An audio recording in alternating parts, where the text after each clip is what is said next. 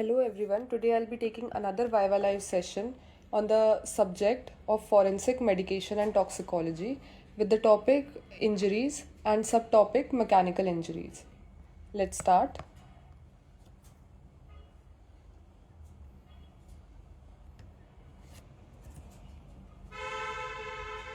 Welcome to the examination. Let's start with the fundamentals. Could you classify mechanical injuries and explain their medico-legal importance? Please note that this information is for educational purposes only and is not medical advice or a diagnosis. You should always consult a healthcare professional. Mechanical injuries are divided into two, blunt force trauma and sharp force trauma. Under blunt force trauma, we have abrasions, contusions, and lacerations. And under sharp force trauma, we have incised wound, stab wounds, and chop wounds. Excellent classification.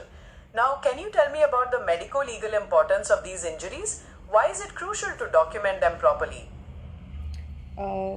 I don't know. Can you please explain? No problem. Medico-legal importance includes identifying the cause of injury, determining the weapon used, estimating the time since injury, and distinguishing between homicidal, suicidal, or accidental cases. It's essential for legal proceedings. Now let's consider a scenario. A patient presents with multiple contusions and abrasions. How would you determine the age of these injuries? Age of a wound in forensic medicine involves analyzing gross morphological, histological, and molecular changes to estimate the time elapsed since an injury occurred. The key stages would be initial hemorrhage up to 4 hours, inflammatory cell infiltration up to 12 hours, and early epithelialization up to 24 hours, and then scabbing or scarring occurs after 24 hours have passed. That's a good overview of histological changes.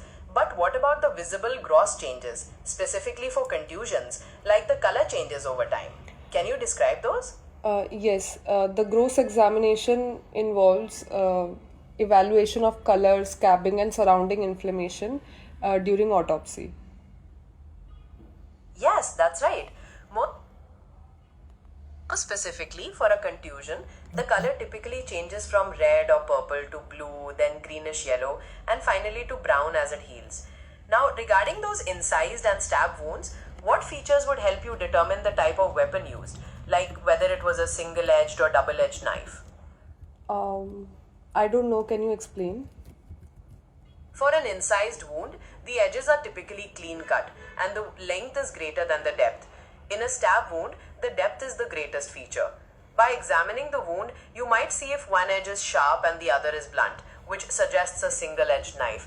If both edges are sharp, it may indicate a double-edged weapon. Moving on, what are the essential components of a medico-legal wound certificate?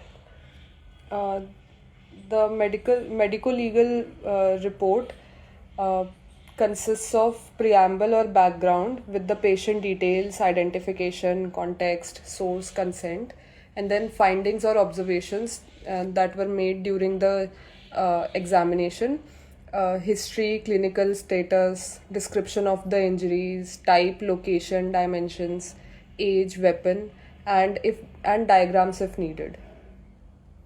Excellent. To complete that, you would also include the opinion, specifically regarding the nature of the injury, whether it is simple or grievous, and the relevant legal sections. On that note, what are the legal definitions of hurt and grievous hurt under the Indian Penal Code?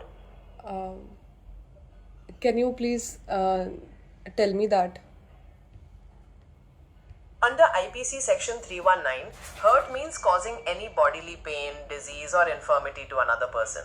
Grievous hurt under IPC section 320 refers to more severe injuries like permanent deprivation of sight or hearing, fracture of bones, or an injury that endangers life or causes severe bodily pain for 20 days. To conclude, are there any specific types of firearm injuries you'd like to discuss, perhaps regarding the wound ballistics? No, thank you. Very well. We have covered the main aspects of mechanical injuries, their classification, medico-legal importance, age determination,